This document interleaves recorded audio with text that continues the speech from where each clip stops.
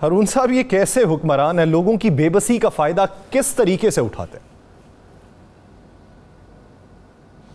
रसूलुल्लाह सल्लल्लाहु अलैहि वसल्लम ने इरशाद फरमाया, जिसे शर्म नहीं वो अपनी मर्जी करे। और कुरान करीम कहता है कि आंखें अंधी नहीं होती, दिल अंधे हो जाते हैं। और दूसरी जगह फरमाया कि दिल सख्त हो जाते हैं, पत्थरों से भी ज़्यादा सख्त। पत्थरों में तो ऐसे हैं जिनसे चश्मे फूट बहते हैं। जब आदमी बेहिस हो जाता है, शर्म हया रुखसत हो जाती है, तो वो कुछ भी कर सकता है। लेकिन एक आदमी आपके पास ऐसा नहीं है जिस पे इस तरह का इल्ज़ाम ना हो, उसको बना दें। कराची से किसी शख्सियत को बना दें। कराची में ऐसा ऐसा नेक नाम आदमी है कराची में, और जिन्होंने कराची का सनतकार सबसे ज़्यादा कंट्रीब्यूशन करता है। इस दफ़ा तो वो कैफियत नहीं है, इतनी अफरा तफरी है कि अभी तक वो माहौल पैदा नहीं हो सका। कराची का कारोबारी सबसे ज़्यादा कंट्रीब्यूट करता है जब जल्जला आता है, कोई सैलाब आता है, खुशकिसाली थर में होती है, बलूचिस्तान में होती है, जहाँ कहीं कोई मसला पैदा होता है।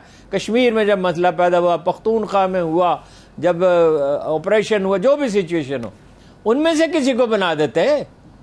एक आदमी जिस पे इतने संगीन इल्ज़ामात हैं, जो मुल्क से बाहर भागा रहा और जो जमानत पे गालिबन रहा है, उसको बनाना था। ये तो ये हाल है।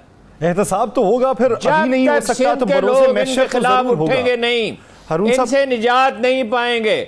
सिंधियों की जिंदगी में सुख और चैन नाम की कोई चीज नमूदार नहीं हो सकती। जब तक इनसे निजात नहीं पाई जाएगी तब तक सुकून नहीं आ सकता। ये लोग पुकारते हैं कि कोई मसीहा इधर भी देखे, कोई तो चारा गरी को उतरे, उफक का चेहरा लहू में तर है, जमी जनाजा बनी हुई है। नाज़रीन, आज एक ऑडियो लीक के चर्चे थे। साबिक वफाकी वज़ीर ख़ज़ाना शौकत तरीन साहब की मौजूदा वज़ीर ख़ज़ाना पंजाब मोहसिन लगारी साहब से गुफ्तगू थी, वो लीक हुई, जिसमें ये बात की गई कि IMF को एक ख़त लिखा जाएगा जिसमें कहा जाएगा कि आपकी डिमांड्स जो हैं, जो बतौर हुकूमत पंजाब हमने पूरी करनी है, वो हम नहीं कर पाएंगे मौजूदा हालात के तनाजुर में, जिस पर वफाकी हुकूमत की तरफ से काफ़ी वावेला मचाया गया। इसकी हकीकत क्या है? ये जो कॉल लीक हुई, क्या ये खुद फॉरवर्ड की गई या फिर फ़ोन टैप किया गया? इसी बारे में बात करेंगे। हमें ज्वाइन किया है साबिक वफाकी वज़ीर ख़ज़ाना शौकत तरीन साहब ने। तरीन साहब, बहुत मशकूर हैं आपके वक्त के। तरीन साहब, असल सवाल तो आपसे हारून रशीद साहब ही करेंगे। मेरा बुनियादी तौर पर पहला सवाल ये है कि ये ऑडियो लीक किस तरीके से हुई? आपने खुद किसी को फॉरवर्ड की, मोहसिन लगारी साहब से हुई, या आपका फ़ोन टेप हुआ? देखिए, पहली बात तो है ना मैंने लीक की है, ना मुझे लगता है कि मोहसिन लगारी साहब ने की होगी, ना तैमूर झागड़ा ने की है, क्योंकि ये मेरी कॉल दोनों को अलग-अलग गई हैं, एक कलेक्टिव कॉल नहीं है ये, और ये सारी व्हाट्सएप कॉल्स हैं। तो पहले तो मैं ये अपने जो भी हमारे इदारे हैं उनसे पूछता हूँ और हुकूमत से कि ये प्राइवेट जो कॉल्स हैं ये कैसे लीक हुई, और मतलब किस तरह टेप हुई पहले और फिर लीक कैसे हुई, क्यों हुई। तो ये मतलब ये तो कॉन्स्टिट्यूशनल जो है इन्फ्रिंजमेंट है, और ये सुप्रीम कोर्ट के ऑर्डर के बिल्कुल ख़िलाफ़ है। तो पहली तो बात ये है, और तो ये तो आपके जवाब सवाल का जवाब हो गया। अब आगे पूछें जनाब। हारून साहब, तो सर मसला था क्या? बेसिकली आप किस चीज़ पे जोर दे रहे थे? आज तो ऐसा लगा कि भाई जैसे सैलाब ज़दगान से सैलाब से और सैलाब ज़दगान से तवज्जो हटाने के लिए ये किया गया है। तो आपने उनसे रब्ता किस सिलसिले में किया था, ये उन्होंने आपसे किया था? नहीं, उन्होंने कुछ नहीं किया था। उनको तो रब्ता हमारा जो KP का जो फाइनेंस मिनिस्टर है, वो बेचारा 2 महीनों से उनको कह रहा है कि मैंने आपको ख़त लिखे हुए हैं, आप जो फाटा के आपने पैसे देने थे वो नहीं दे रहे, जो आपने सेहत कार्ड के हमने पैसे जो देने थे वो नहीं दे रहे, वो सारे जो है वो तकरीबन 100 बिलियन रुपए का एक नुस्खा है, वो आप दे नहीं रहे। आपने हमारे से साइन करवा लिए कि हम सरप्लस दे देंगे, तो हमारे लिए इस वक्त फ्लड्स भी आ गए हैं, तो ये हमारे लिए मुश्किल हो जाएगा, बिकॉज फ्लड्स पे हम पैसे खर्च करेंगे। तो ये उन्होंने उनको एक ख़त लिखा।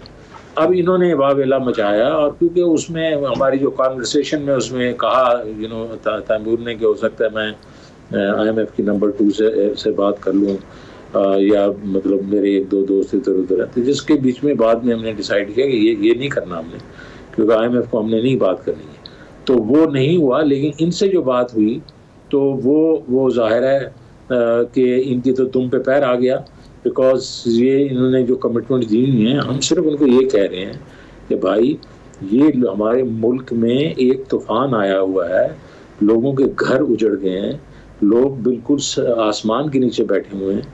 रिहैबिलिटेशन रिकंस्ट्रक्शन के लिए बहुत पैसे खर्च होंगे, तो हम जो हमारे अपने पैसे हैं सूबों के, वो कम से कम अपने अवाम पे तो खर्च करें ना। तो आप IMF से जाके कहें कि जनाब वाला ये जो हमने जो कमिटमेंट दी है ये अब हम अपने अवाम पे खर्च करेंगे। पहले जो इन्होंने हमारे से जो बात की आपने कि पंजाब वालों की जो बात थी, पंजाब ने ज़रूर ख़त अपने पास ड्राफ्ट करके रखा हुआ है, मेरी उससे गुफ्तगू भी हुई, लेकिन उन्होंने तो रिलीज़ ही नहीं किया। इसलिए रिलीज़ नहीं किया कि क्योंकि KP ने जो रिलीज़ कर दिया था, हमारा मकसद तो उधर ही एक किस्म से हल हो गया था, तो हम इसका कोई ड्रामा तो नहीं करना चाह रहे थे ना। हमारा मकसद था कि हमारे जो फ्लड्स के जो अफेक्टेड लोग हैं उनको हम रिलीफ दें, और हमने ये कोविड में किया था। ठीक, खान साहब ने जाके IMF से, उस IMF प्रोग्राम में थे, उन्होंने रिलीफ लिया था और कोई 700-800 बिलियन रुपीस का रिलीफ लिया था और एडिशनल पैसे भी लिए थे उनसे। तो हम तो ये इनको कह रहे थे कि भाई ये करें, हमारा मकसद तो बड़ा नोबल था। अब बीच में हमारी जो आपस में कॉन्वर्सेशन हो रही होती है, जो प्राइवेट कॉन्फ्रेंस, उसमें कई चीज़ें हम फ्रस्ट्रेशन में भी कह जाते हैं, कोई ऊंच नीच भी हो जाती है। उसका मकसद ये तो नहीं था उसको पकड़ के लीक कर दें आप। अच्छा, ये आप समझते हैं कि हालात ऐसे थे, इतना बड़ा सैलाब आया हुआ, जैसे कोरोना में IMF से और दूसरे अदारों से, अमेरिका से, दूसरे मुल्कों से रीनेगोशिएट किया गया था, बहुत सी राहतें हासिल की गई थी। इस वक्त कोई दाना होशमंद आदमी होता और अच्छी मुहिम चलाई जाती तो कोई फ़ायदा उसका हो सकता था मुल्क को। बिल्कुल हारून भाई, हमने करके दिखाया था ना। मतलब हमारा प्रोग्राम जो था वो वही यही प्रोग्राम था ना, 6 बिलियन वाला। और पहले उसके लॉन्च के बाद ये जो आ गया था, कोविड आ गया था, तो उसके बीच में 1.2 ट्रिलियन रुपए का जो रिलीफ जो पैकेजेस अपना अनाउंस किया था खान साहब ने, उसमें मेजॉरिटी जो थी वो IMF से रिलीफ थी। और हमने कहा हम अपना पैसे खुद खर्च करेंगे, अपने लोगों पे खर्च करेंगे। तो ये तो हो चुका है ना, हम कर चुके हैं। और इससे बड़ा तूफान क्या आएगा जो अभी आ रहा है, आया हुआ है हमारे मुल्क में, तो इसमें क्यों नहीं हम जा सकते उनके पास। और अभी तो उससे भी बड़ा है जी, ये भी उससे भी बड़ा है। आप देखें ना, अभी इस वक्त क्या हुआ है कि अच्छी चीज़ ये हुई है कि जी आज अप्रूव हो गया, कम से कम ये तो बिल्ली मार दी गई है ना कि भाई हमारी वजह से ये रुका नहीं है, और ना ही हम हमें ये ब्लेम कर सकते हैं कि भाई हमने कोई लीक किया था, तो वो तो अप्रूव हो गया। तो हमारा कहना ये था कि जब अप्रूव भी हो जाए 29 के बाद, आप इनके पास जाएं, इनके साथ बैठें, इनको कहें जनाबे वाला हमें अब रिलीफ चाहिए। जो आपने इतने सख्त कंडीशंस हमारे पे रखी हुई हैं, 750 बिलियन हमने सरप्लसेस लेके आने हैं, वो हमारे सूबे सरप्लसेस नहीं दे सकेंगे, क्योंकि वो जो है वो अपने अवाम पे ये पैसा खर्च करेंगे। यही हम सिर्फ कह रहे हैं, और हम अपने अवाम के लिए जो आवाज़ उठाते रहेंगे, ये हमें जो मर्जी कहते रहें, हम उठाते रहेंगे।